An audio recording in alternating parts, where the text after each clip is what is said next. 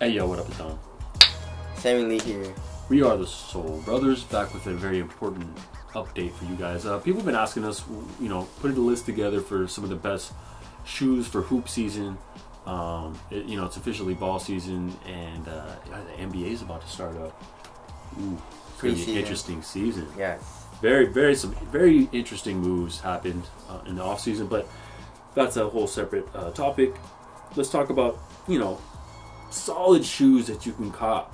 I mean, for the ball season, like we always say, we always have two shoes. So shoe number one would be like a shoe that's very responsive, and I can just go fast and do whatever I need to do. And also for the second shoe, have like a recovery shoe. A shoe that has a really good cushioning, so I can recover and my joints don't have to be as stressed or worn out. You know what I'm saying? Yeah. So what are those shoes for us? Well, one of them for sure is the Hyperdunk. Yes. And it doesn't matter really any of them which one you get. I like the lows. Yeah, he likes the lows. I haven't got those yet. I'm waiting on my triple blacks to come out. But I have the high fly knits, and those are just stupendous. Yes. You can't go wrong anywhere on the shoe. The shoe is light. The traction is nuts in any condition. And it's a well put together shoe. Seems to be pretty durable. Price is a little high. So I don't know if you're in a price crunch, they're like $160. But if you get the lows, $130. That's not bad. It's not bad at all. Another one is the D Rose 8. I mean, if you can only afford one shoe, I would just say get the D Rose 8 because it's also really responsive, but gives you a lot of impact protection also. Yeah. So that's if you don't care about looks.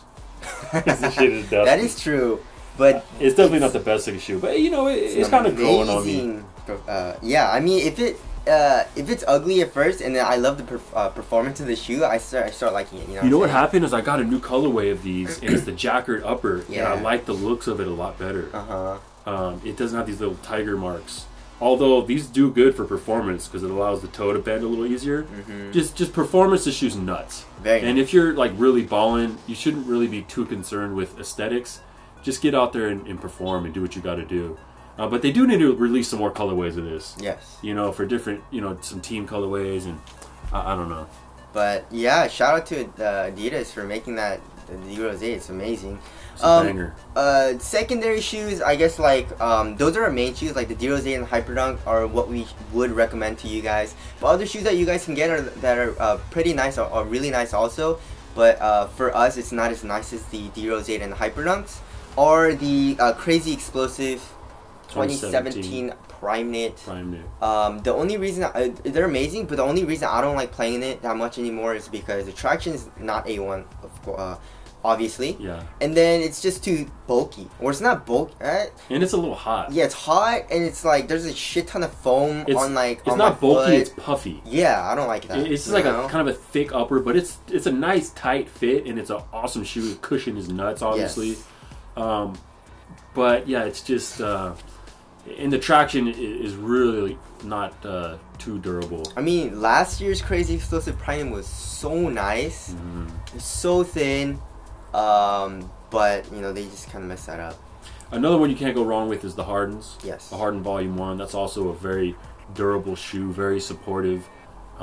Maybe one of the most supportive on the list. Yes.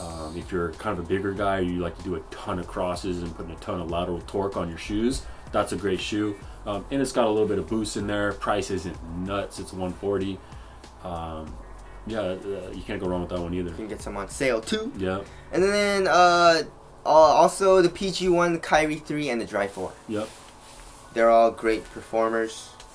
Yeah, different ones of those. They'd have different options. Obviously, Kyrie's there's no cushion, so if you're looking for that, that's not there. But traction is there, and support is there. Yes. What else did you mention? The Dry 4. Dry 4 is amazing. That's all around a solid shoe. Yes. And then the PG1. The PG1, another solid shoe. Another solid shoe. So those 5 shoes that we mentioned are very nice performers, but we would recommend highly the D Rose 8 and the Hyperdunk. Yeah.